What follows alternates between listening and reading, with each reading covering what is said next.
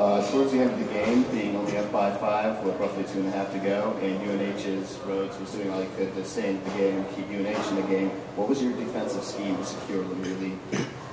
You know, it really didn't change the whole game. We just try to play 5 guys against the ball. I think everybody in this league does it, and I know UNH does it because I have a lot of respect for Billy. We were just trying to keep him out of the paint. He really hurts you when he's driving the basketball. And the last time we played him, he was 2 for 5 from 3 too. So he's got a lot better. Coach Harring's done a really good job with him, and he's really developed his game. But we try to keep him out of the paint. More importantly, we try to slow down Conley. He had 16 second-half points. That's pretty impressive. And we did a pretty good job on the first half. But, you know, he's a senior, and he's a leader, and you knew he wasn't going to go donut. So you're just waiting for that explosion, and it happened. But we did a pretty good job overall. Coach, can you talk about what Matt was able to do for you off the bench, especially there in the first half and continuing over to the second half?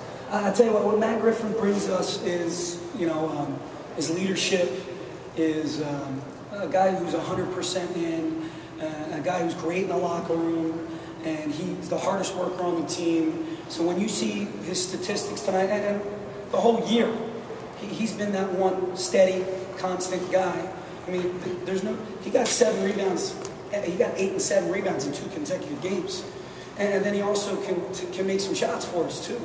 And he really knows our defensive rotations, and he's really keeping the guys into it. You know, it's real. We're a young team out there. We had like 3 freshmen on the floor once, and he's that one guy saying, "Hey man, we're all right." Especially when they're going on the run, they're making shots. You know, sometimes you can see freshmen kind of deflate, put their head down. He's that guy that says, "Hey, you know, attitude. We're fine. We're gonna be okay. Let's just keep getting stops." And so he's just more than what you're seeing on this box sheet. He's much more. He means much more to this program. And you know what he means? He means a lot to me. And I know those players love him. I know John loves him. Coach,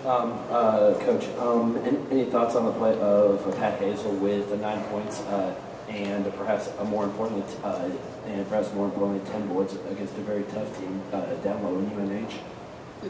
We can say tough, physical, because that's UNH. That's Bill Herring, that's UNH basketball. I was proud of Pat. He keeps getting better. He keeps getting better every day in practice. We had a tough week of practice. We kind of went back. We kind of went back to like October type practices to keep our chip, to keep us motivated. And Pat Hazel, we keep statistics in practice. He won every single day. So it really didn't surprise me when, you know, he produced today the way he did. He was ready to go. He was ready to play. And I'm happy for him because he's had an up and down, a little bit of an up and down year, and he's really stepping up now. Looking at a larger sense, your forwards gave you 21 points.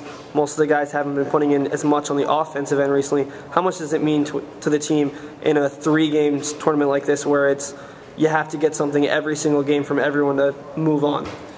In a tournament like this, I take it one day at a time. Our team's going to take it one day at a time, and you need production out of everybody. I mean, even Travis Robinson played less than 35 seconds, but he did his job.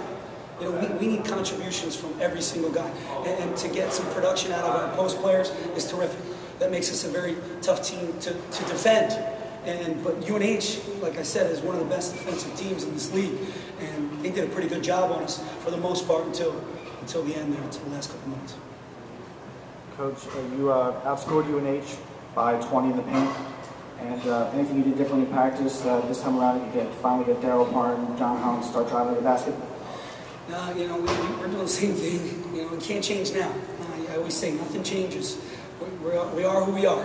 We're going to drive the basketball. We're going to put it in the post. We're going to let our guys make plays. I just want them to play with great confidence and a clear head. And if we do that, it gives us a chance to win. And I thought we did it for the most part today, even when we were missing.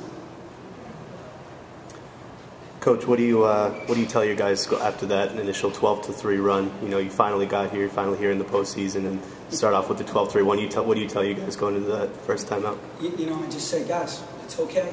We're fine. I use the term attitude all the time. Everything's going to be. We came out, we looked a little timid, a little tight. It's our first tournament game with a lot of guys, other than John Holland, and it was his first game in a week. So I just say, hey, upbeat, positive, everything's fine. Just keep defending, keep rebound, shots will fall, and stop looking at the scoreboard.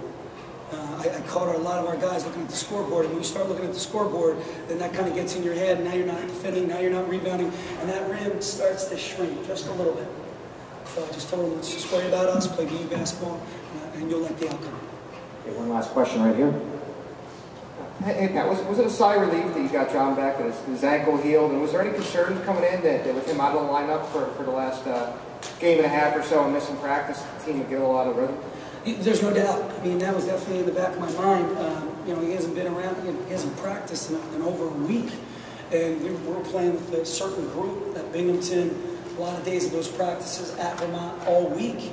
I mean, John really didn't practice all week until yesterday for a little bit.